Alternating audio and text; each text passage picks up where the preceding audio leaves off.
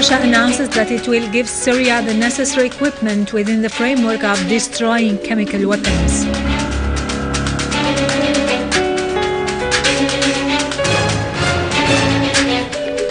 Units of the Syrian Arab Army maintain control in most neighborhoods in Al-Nabq and destroy armed dens in Aleppo and Idlib.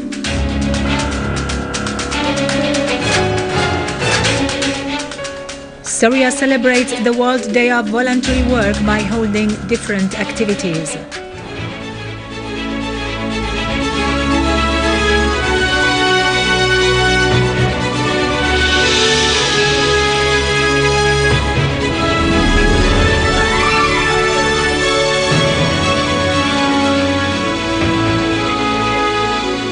Good afternoon, ladies and gentlemen. I'm Irado Krikorian from the Syrian Arab Television.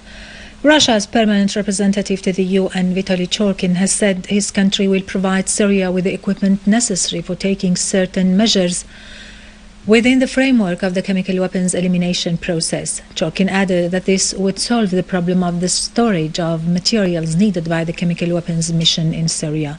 Churkin called on the UN Security Council's members to pressure the armed groups in Syria to refrain from carrying out acts that may obstruct the process.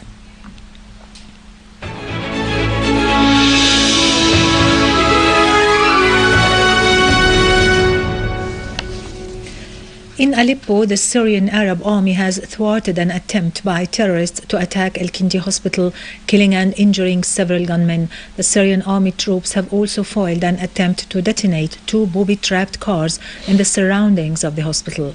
Syrian Arab Army units completely eliminated terrorist gangs who had committed acts of looting and assaults against citizens in Al-Ashrafiyya, Salah ad-Din and Bustan al-Qasr, as well as in ancient Aleppo, and destroyed their hideouts in 7 other areas. In Idlib countryside, units of the Syrian Arab Army clashed with terrorist groups affiliated with the so-called the Islamic State in Syria and Iraq, killing and wounding dozens of them in Armanaz and Harim. In Damascus countryside, Syrian Arab armed forces conducted a qualitative operation during which they targeted a terrorist den full of weapons and explosives in Aliyah farms in Douma city, killing and wounding scores, including non-Syrians. The army also ambushed and eliminated an armed terrorist group in the eastern mountains of Az-Zabadani. Syrian Arab Army continues to chase armed terrorist groups in the city of Al-Nabq in Damascus countryside, maintaining control on most neighborhoods. Units of the Syrian Arab Army eliminated members of armed terrorist groups in the city of Al-Nabq and pounded their positions in Al-Arqub, Saqi farms, Al-Zuraybiyat and Al-Miftah neighborhood northeast of the city. Local residents describe the situation inside Al-Nabq as being very bad. The city of Al-Nabq was a ghost city, controlled by armed terrorists from different nationalities. The terrorists look like strangers who grow long hair and beards and speak in foreign accents. The terrorists kept us without food for many days. The situation has become much better after the army entered the city and started distributing bread to the population. The armed terrorist group prevented food and medical supplies from entering the city. Snipers occupied rooftops and broke into civilian houses, stealing and destroying everything. A military source said that the military operation in Al-Nabq has entered its final phases, affirming that the operation has been successful so far and resulted in the killing of a large number of terrorists.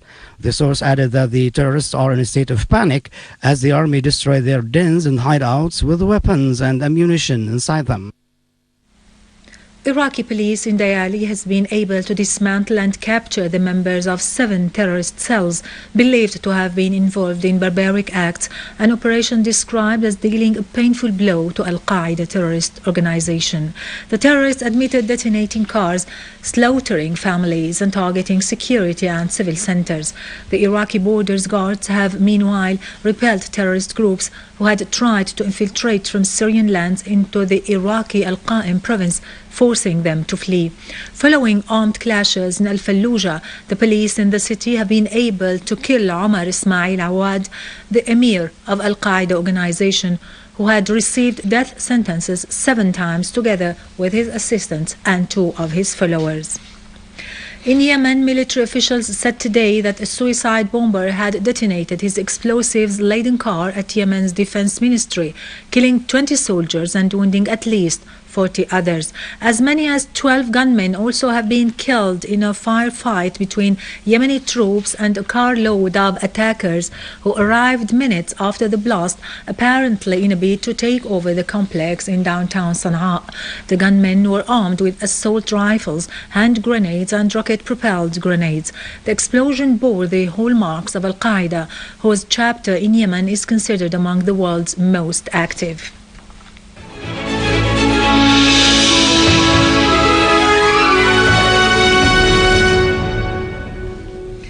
The world celebrates Volunteers' Day under the auspices of the UN in a gesture to consolidate international solidarity through organizing rallies and donations.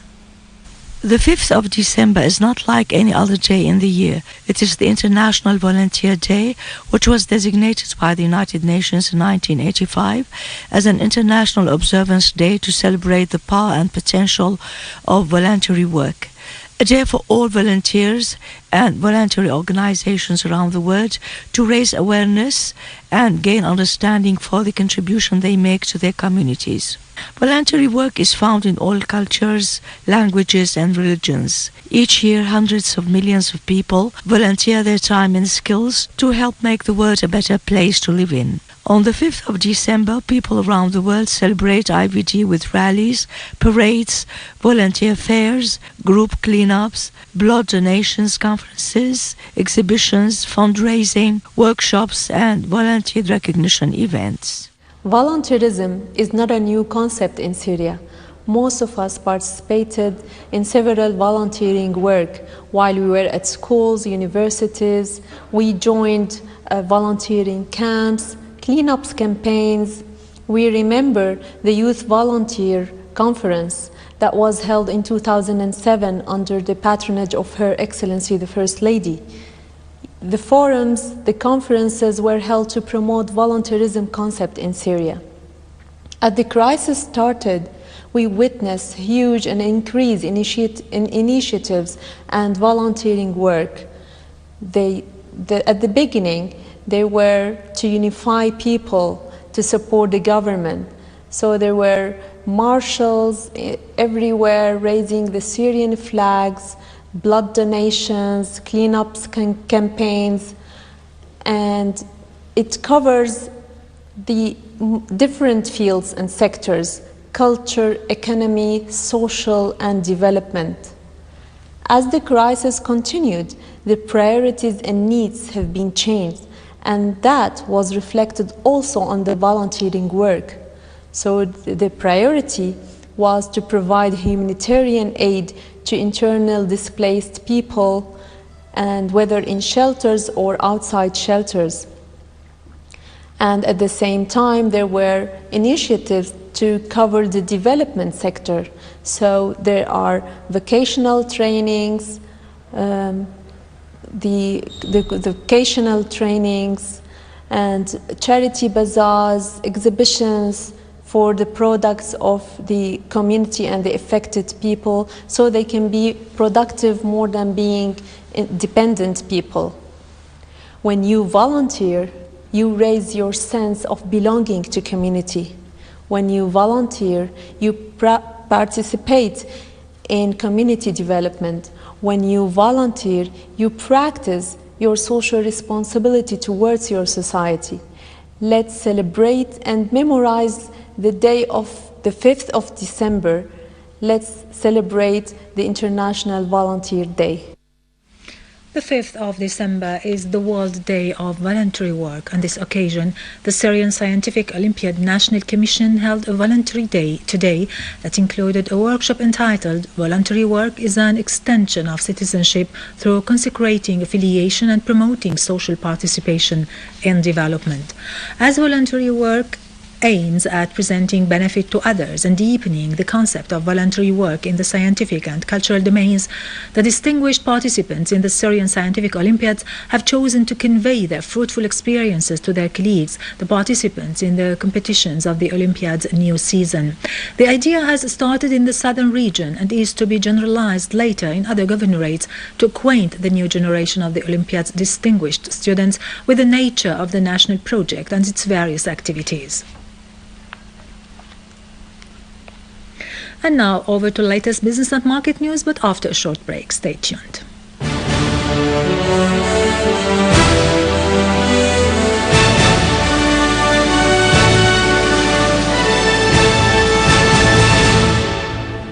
Welcome back. In its session held today under the chairmanship of Assembly Speaker Mohammed Jihad al-Laham, the People's Assembly continued discussion of the report of the Budget and Accounts Committee on the state's general budget for 2014, estimated at 1,390 billion Syrian pounds.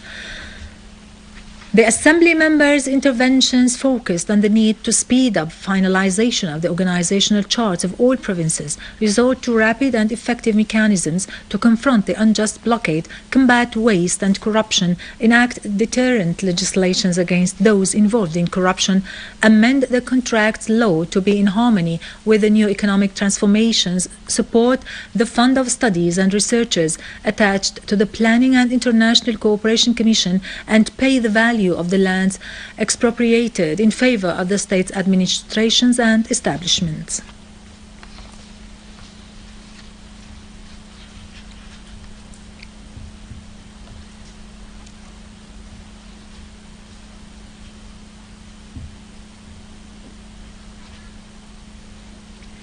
Minister of Industry Kamaluddin Tame asserted that the Syrian government is exerting tangible efforts to tackle the negative fallout of the crisis by issuing the necessary legislations that are consistent with the sustainable development requirements.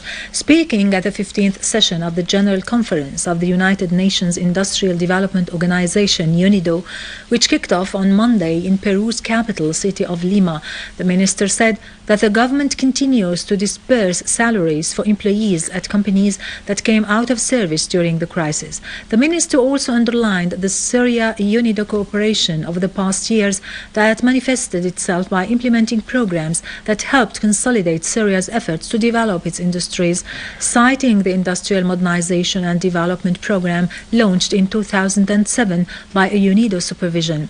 The minister pointed out that an overarching strategy to modernize the Syrian industry has been laid down, indicating that 36 small and medium companies have been developed as a symbol of industrial modernization and development.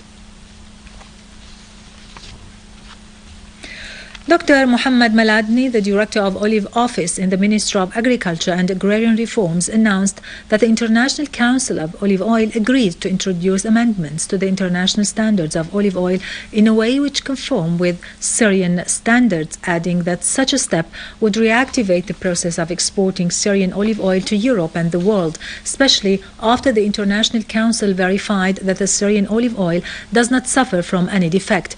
For his part, head of the Union of Agriculture Chambers in Syria said that amending the international standards of olive oil will have positive impact on Syrian exports of oil, especially its huge economic benefits for Syria, which is ranked 4th in the world and 1st in the world in terms of olive oil production. The spread between U.S. crude oil and Brent traded at the lowest level in 10 days after crude inventories shrank for the first time in 11 weeks in the U.S., the world's biggest oil consumer. Futures rose for a 5th day after gaining 1.2% yesterday, the longest rising streak since August. Brent for January settlement slid 19 cents to reach $111 a barrel. European stocks were little changed, pairing earlier losses before interest rate decisions from the European Central Bank and the Bank of England. Japan's Topix index, on the other hand, fell, capping the biggest two-day drop in almost 4 months. Gold fell as some investors speculated that data tomorrow may reinforce the case for the Federal Reserve to taper stimulus, curbing demand for precious metals as a haven. Gold for February delivery dropped 0.9% to reach $1,234 an ounce. Finally, the yen strengthened for a third day against the US dollar and the euro as Asian stocks fell, boosting demand for the relative safety of the Japanese currency. The US dollar dropped against most of its 16 major peers as investors weighed US data for clues on when policymakers will cut stimulus. With this, we end our news for today. Thank you for watching. For more details about Syria and the region and to view this bulletin again, you can always visit our website in English, syriaonline.sy. Till next Saturday, have a blessed weekend.